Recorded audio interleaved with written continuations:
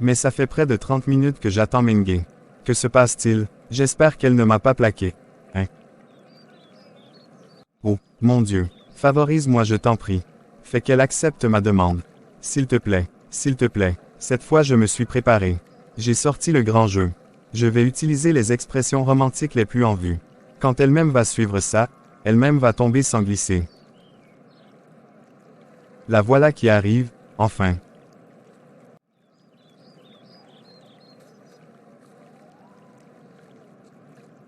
Mon cher Bogda, je m'excuse sincèrement pour le retard. Les embouteillages dans la ville s'y sont graves. J'ai donné mon dernier cours de français aux élèves et je suis parti de l'établissement, il y a 2 heures. Merci de m'avoir attendu, c'est très gentil. Alors comment tu vas? Ça va bien par la grâce de Dieu. Jolie et bien mise comme tu es là, j'imagine que tu vas bien aussi. Oui, comme le Seigneur est sur le trône, tout va bien. Merci d'avoir accepté mon invitation. C'était très important qu'on se voie. Ça fait près de 6 mois que j'envisage te rencontrer mais, il y a toujours eu des imprévus. En tout cas, ça me fait plaisir d'être là. Surtout que nous sommes dans un bel endroit. C'est très agréable. Merci. Je t'écoute alors. Sœur Menge, tu sais comment je t'apprécie. Je souhaite te dire que je ne peux plus vivre sans toi à mes côtés. C'est pour cela que... Désolé de t'interrompre. Mais lorsque tu dis que tu ne peux plus vivre sans moi, ça veut dire quoi? En fait, depuis qu'on se connaît, je sais maintenant que je ne peux pas vivre sans toi. Tu es devenu ma raison de vivre. Je te vois partout, ton image environne mon esprit. Ma chère Menge, je suis fou de toi. Je ne peux pas envisager faire ma vie sans toi. Je me sens très flattée par ces paroles. Mais permets-moi de te demander franchement. Est-ce que c'est ce que tu ressens pour moi ou c'est juste des mots ou des phrases que tu as apprises dans des livres?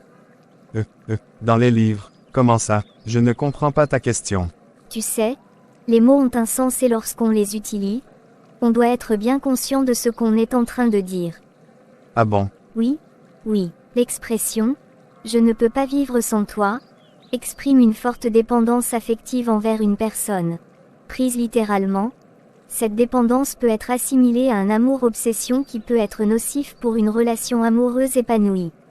Ok, la professeure de français me fait un cours de vocabulaire, c'est ça? Non, je souhaite juste que tu me dises si tu utilises ces mots en pleine connaissance de leur signification ou c'est juste une expression commune que tu utilises pour draguer. Franchement, sœur Menge, tu exagères. Pourquoi cherches-tu à m'humilier? Je ne suis pas en train de draguer une fille. Je suis là pour demander la main à la femme de ma vie. Mais, si tu ne veux pas de moi, dis-le-moi simplement au lieu de m'embrouiller avec les raisonnements philosophiques. Non, cher frère. Loin de moi la pensée de te rabaisser. J'ai d'ailleurs beaucoup d'estime pour toi. Ne te braque pas s'il te plaît. Ce n'est pas la professeure de français qui te parle. C'est la sœur Menge, l'enfant de Dieu que tu connais depuis plus de 5 ans. Je souhaite juste qu'on examine ensemble et qu'on questionne, à la lumière de la Bible, la pertinence de certaines expressions usuelles que nous utilisons souvent sans en comprendre le sens. À la lumière de la Bible, qu'est-ce qu'il y a d'antibiblique dans une expression ordinaire comme « je ne peux pas vivre sans toi » ?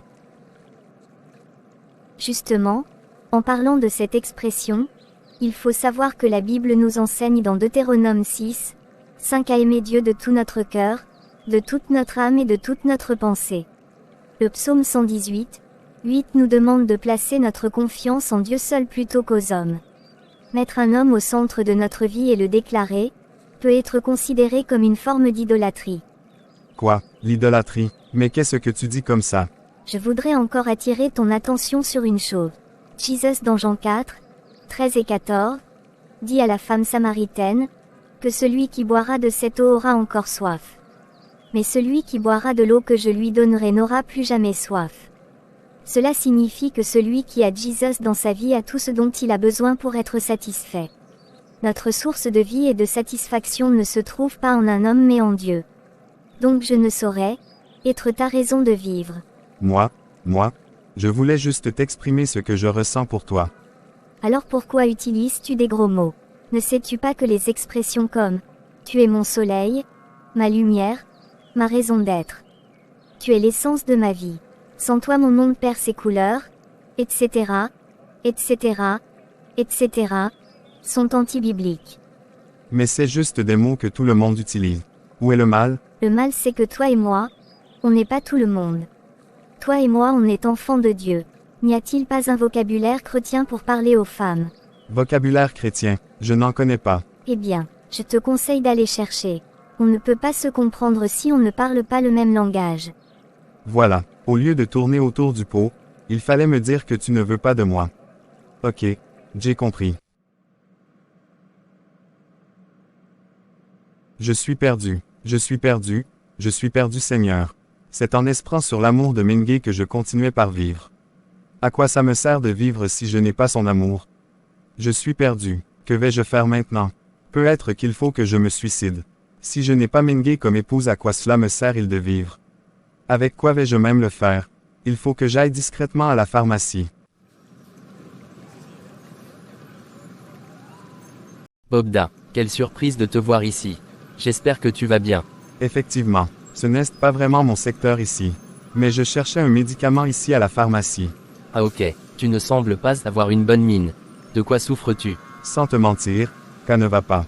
La fille que tu connais là, elle a refusé de devenir ma femme. Donc là, je suis fini. Dans ce cas, puis-je t'inviter chez moi? J'habite pas loin d'ici, ok? Allons-y. Alors raconte, elle t'a expliqué pourquoi elle ne veut pas de toi. Elle dit que je lui parle comme un mondain. Que ce que j'exprime est une dépendance affective. Blablabla. Mais qu'est-ce que tu as seulement dit Nord? J'ai même dit quoi? Tout ce que les sutres disent là. Ok, je comprends. Et tu penses qu'elle exagère? Oui, bien sûr. Tu sais, lorsqu'on atteint une certaine maturité spirituelle, on fait attention à ce qu'on dit. Les paroles équivoques, les expressions usuelles mondaines, les grandes théories mondaines sortent naturellement de notre vocabulaire. Tu veux dire quoi? Que je suis immature? Oui, mon ami, Mengele l'a détecté à travers ton langage. Si tu ne changes pas, tu ne pourras pas avoir une femme sérieuse dans la foi. Quand on atteint une maturité spirituelle, notre vie ne dépend pas d'un homme mais de Dieu. Quand tu dépends des hommes, la déception ou l'échec dans une relation amoureuse intense peut te pousser à faire des choses terribles comme l'ivrognerie, la drogue, le suicide, le crime passionnel, etc. Ah oui, il y a tellement des cas comme ça ici dehors. Je connais des filles et des garçons qui se sont laissés aller dans toutes sortes de compromissions parce qu'elles ont perdu ou n'ont jamais ou un conjoint. Donc, il faut faire attention. Tu parles là comme si tu savais. C'est vraiment Dieu qui m'a fait te rencontrer aujourd'hui. J'ai failli faire quelque chose de terrible. Et ce que quand tu as donné ta vie au Seigneur tu as été suivi. Bon pas vraiment J'ai donné ma vie au Seigneur au cours d'une campagne d'évangélisation. Ensuite, j'ai intégré une église réveillée et voilà. Sans te vexer, je crois que tu présentes des signes d'immaturité spirituelle. Il faut vraiment travailler ça. C'est vrai que pour l'autre là, je suis faible. Gloire à Dieu, comme toi-même tu reconnais ton état spirituel, il faut donc te mettre au travail. Notre Dieu se laisse trouver par celui qui le cherche de tout son cœur. J'accompagne les frères à devenir de vrais disciples à travers le discipolat. Si tu es intéressé tu peux nous rejoindre. Je suis partant. Merci pour ton invitation. Gloire à Dieu, nous commençons dès demain. Aujourd'hui nous allons débuter par la différence entre l'amour et la dépendance. Aimer quelqu'un est différent de dépendre de quelqu'un. Aimer c'est se donner pour l'épanouissement de l'autre. Lui donner de la tendresse, de la compréhension et du pardon, de l'écoute, de l'attention, de la patience. Dépendre de quelqu'un par contre c'est compter sur cette personne pour être épanoui et heureux. Compter sur sa fidélité, son apport financier, sa sollicitude, etc. C'est vraiment dangereux de dépendre de quelqu'un car les hommes sont champions pour décevoir. La seule personne qui ne déçoit jamais c'est Jesus Christ. Jesus reste la seule personne qui a manifesté son amour pour nous en prenant notre place et en mourant pour les offenses que nous avons commises et pour lesquelles nous méritions la condamnation. Jesus Christ est la seule personne sur qui il faut compter et de qui on doit dépendre. De sa bouche sortiront toujours des paroles de la vie, des paroles de paix et de bonheur pour nous donner une vie et une espérance. Amen, Amen. Merci frère Kolda. Ô Seigneur, merci pour l'homme que je suis en train de devenir par la force et les ouvre ce ton esprit. Tu sais que mon cœur est toujours attiré par Mengele. Je ne parviens pas à l'enlever de mon esprit. Si elle m'est destinée, trouve toi-même un moyen pour la reconnecter à moi.